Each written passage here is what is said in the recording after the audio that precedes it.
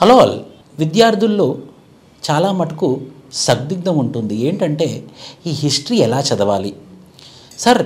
Polity ఏదో విధంగా చదివాను, ఎకానమీ ఏదో విధంగా చదివాను, జియోగ్రఫీ ఏదో విధంగా చదివాను, కానీ ఈ హిస్టరీ సబ్జెక్ట్ చాలా ఫ్యాక్ట్స్ ఓరియంటెడ్ ఉంటుంది. ఫ్యాక్ట్స్ గుర్తుంచుకోవాలా, లేకపోతే వాళ్ళ సోషల్, పొలిటికల్, ఎకనామికల్, కల్చరల్ అదొకటి గుర్తుంచుకుంటే సరిపోతుందా అనే ప్రశ్న చాలామంది స్టూడెంట్స్లో ఉంటుంది.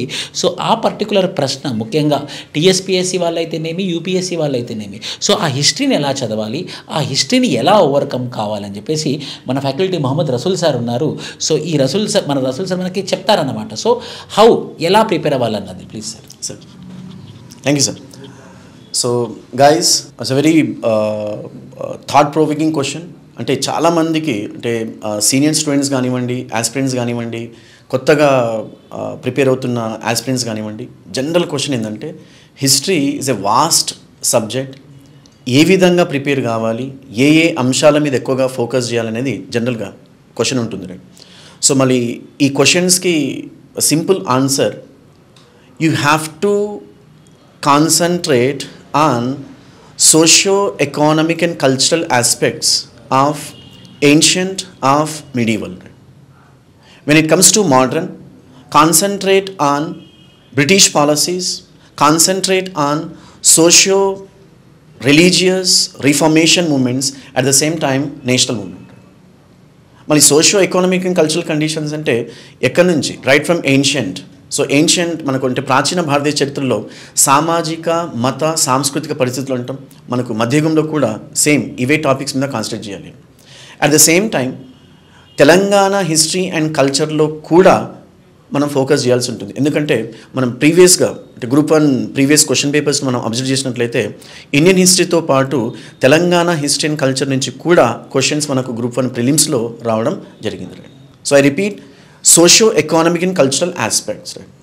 At the same time go through previous year question papers, APPSC previous question papers కానివ్వండి, మనకు గ్రూప్ 1 అండ్ మనకు Telangana state public service commission ఒక ఎగ్జామ్ కండక్ట్ చేసింది. మరియు ఆ క్వశ్చన్ పేపర్స్ మీరు చూసినట్లయితే ఇవే ఏరియాస్ నుంచి మనకు ఫోకస్ చేయడం జరుగుతుంది అనమాట. సార్ ఇంకో పెద్ద ప్రశ్న, ప్రిలిమ్స్ ఒకసారి చదివి ప్రిలిమ్స్ క్లియర్ అయిపోయిన తర్వాతనే మెయిన్స్ని చదవాలా, లేకపోతే ప్రిలిమ్స్ మెయిన్స్ ఇంటిగ్రేటెడ్గా చదవాలా, ప్రిలిమ్స్ మెయిన్స్ డిఫరెంట్గా చదవాలా? ఈ పర్టికులర్ చాలా మంది స్టూడెంట్స్లో కూడా ఈ ప్రాబ్లం ఉంటుంది. దీనికి ఆన్సర్ ఏంటి sir? Thank you sir. One more చాలా జనరల్ క్వశ్చన్ అందరిలో కూడా, ఎస్పెషలీ సీనియర్ స్టూడెంట్స్లో కూడా ఈ క్వశ్చన్ అనేది ఉంటుంది.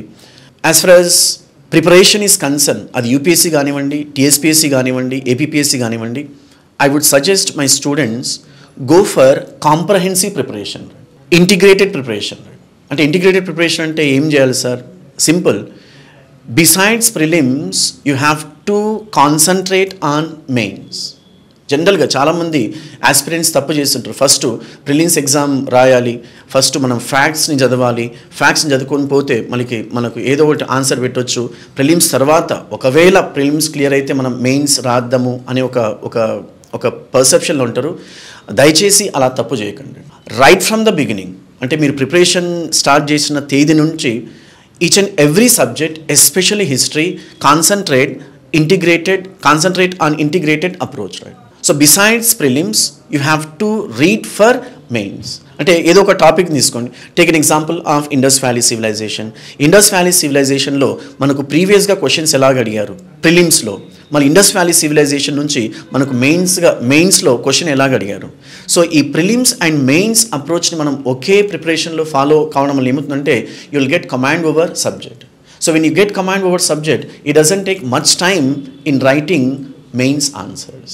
Apply the same towards Telangana history and culture, even for Telangana movement. In fact, Telangana movement and state formation, which is exclusively for mains, when it comes to Indian history, culture, followed by Telangana history and culture, I would suggest you people go through comprehensive preparation. Besides prelims, mains, right? So చాలా బాగా చెప్పారు sir. So బేసికల్గా integrated అనమాట. అంటే prelims వేరేగా, mains వేరేగా చూడకూడదు మనం. ప్రిలిమ్స్, మెయిన్స్ ఇప్పుడు స్థాయి పెరుగుతుంది, ప్రిలిమ్స్ ప్రశ్నల యొక్క స్థాయి పెరుగుతుంది. ఎవరైతే మెయిన్స్లో పర్ఫెక్ట్ అయ్యారో వాళ్ళకు మాత్రమే ప్రిలిమ్స్ ఎగ్జామ్ ప్రాపర్గా అటెంప్ట్ చేయగలరు. ఎందుకనంటే మెయిన్స్ అంతా కాన్సెప్షువల్ ఓరియంటెడ్గా ఉంటుందన్నమాట. సో మీరు ఎప్పుడైతే కాన్సెప్ట్ ఓరియంటెడ్గా పర్ఫెక్ట్ ఉంటారో ఇప్పుడు ప్రిలిమ్స్లో కూడా కాన్సెప్ట్ ఓరియంటెడ్ ప్రశ్నలు అడుగుతున్నారు కాబట్టి సో మీరు ప్రిలిమ్స్లో కూడా క్లియర్ చేయాలి అంటే your preparation should be mains oriented. Thank you Rasool sir. Thank you, sir. So thank you everyone. All the best. All the best.